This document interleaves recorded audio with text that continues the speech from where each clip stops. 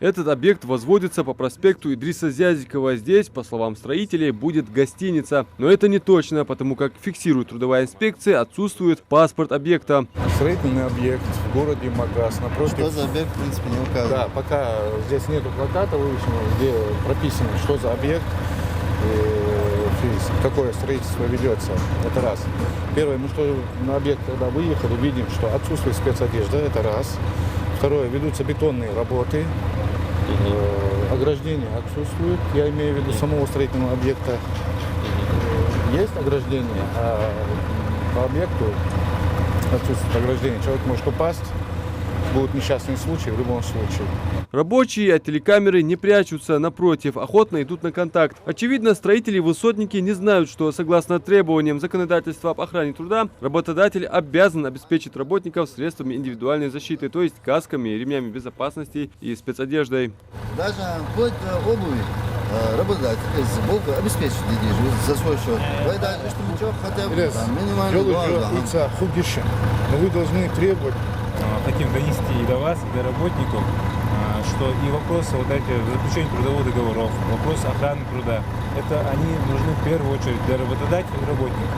Официально потом запросы в рамках визита профилактического договора и да, просто если трудовых договоров нет, с ними нужно заключить. Если они есть в офисе, да, можете заключить. Какая-нибудь помощь нужна вам?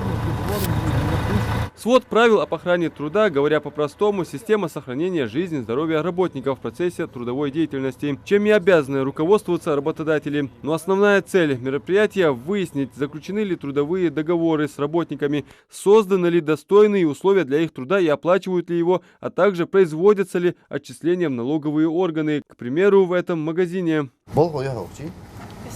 Спасибо. Договор заключить один официально. Да. А зарплату терем-то? Хана хатир? А отпуск погианди? Отпуск. Это игра. Даю уже. Вообще первый бог бихер.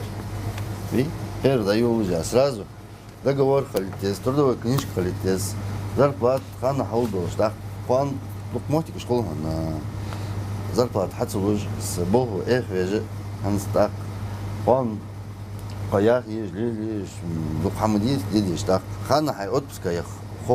любое время инспекция, телефон, готов, да.